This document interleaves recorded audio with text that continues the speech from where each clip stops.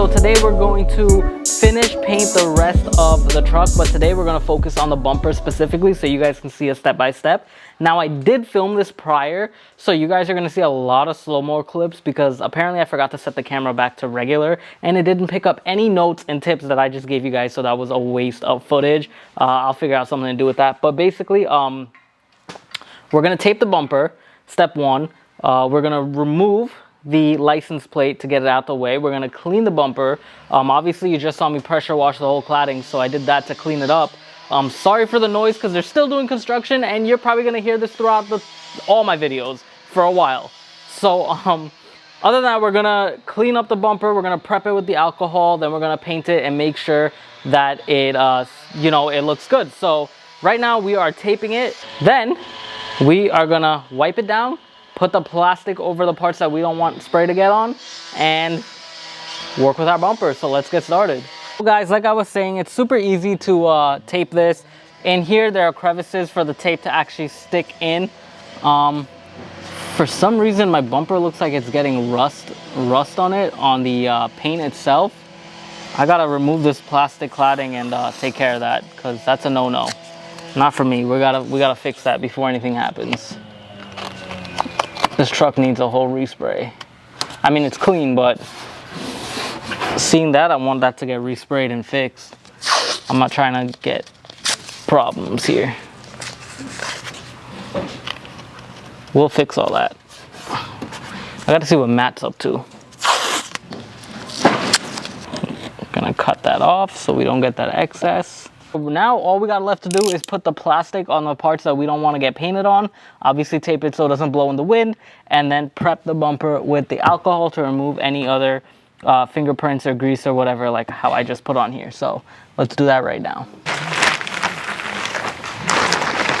Alrighty guys, so we finally got the truck taped. There's my grandma, and here it is. It's all plasticed up and taped, and what is that? Oh, okay, all right, thanks. All right, we'll put this to the side.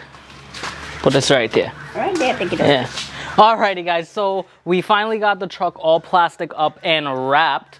So now what's left to do? Take some alcohol, pass it through, and make sure that the surface is clean, and then we can finally spray.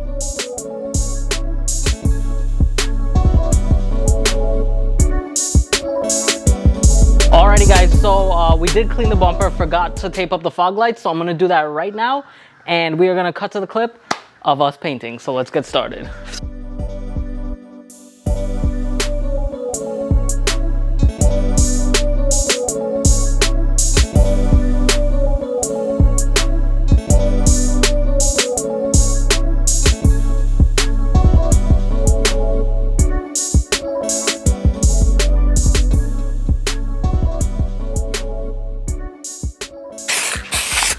You don't want to go too dark for the first coat. You want it to kind of soak in there, which we're going to do that. Give it some nice even coverage. Now, the bottom is probably not going to be that important to some of you guys. For me, I want it to look extremely clean, extremely brand new. So I'm making sure I'm covering every inch possible underneath, wherever you can't see, wherever you could see. It's gonna look brand new. That's just me.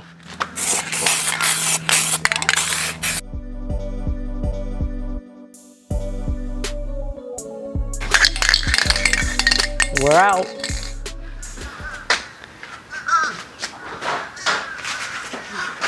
Does everyone just want to be in this film today?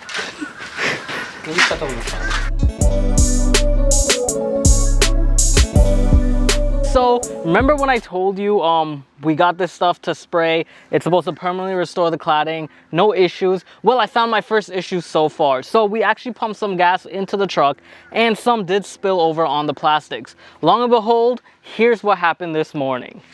Can you see that? Can you see the drip markage?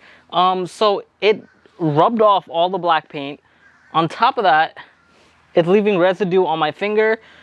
So I'm gonna clean this up here, spray it back again, and I'm gonna go look for maybe some clear coat and pass some clear coat on it to make sure that this doesn't happen again, because this is ridiculous.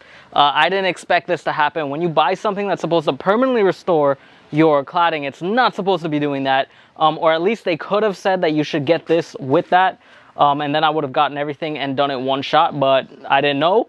So we learned something, and hopefully you guys can learn about this problem first, which I'm showing y'all, but hopefully y'all will be able to figure this one out and protect yours. So let me talk to the people at Eastwood, see what their recommendation is, and let's get this figured out. But back to the front bumper. Look at the final results of this bumper. It looks amazing. It looks so clean, so neat. Obviously, after I let it dry for a bit, probably is a little bit dry, but I'm gonna let it dry for a little bit longer. Then I'm gonna put the license plate back on, and it's gonna look so sick. Obviously, we have to finish the rest of this vehicle. So I'm gonna work on doing the sides as well, but I don't know if I'm really gonna put that on camera. I'll probably just show you guys all the entire end footage. This really kind of disappointed me here with the gas stain, because it kind of messed it up. I don't know if a lot of coats being put on this will actually help get rid of this gas stain. Hopefully it does. I'm really disappointed with the product for doing that. So I'm gonna look around and see if there's something that's supposed to go on this after, like a clear coat. I think Ruckus or Jay Brown told me that I'm supposed to get something like that, or George. I forgot who it was. One of the guys told me to get something for this so it doesn't fade. But I really didn't expect the gas to do that. Even though gas is a detergent, I didn't expect it to actually do that to my cladding. So it is disappointing. But let us finish the rest of the truck, and then I will worry about that. So I hope you guys enjoyed this quick episode and the detail that I put into doing this bumper. It's not that hard. If you guys are interested in doing this, you can look in the link in the description for these products. Other than that, I'll see y'all for the next one. Peace.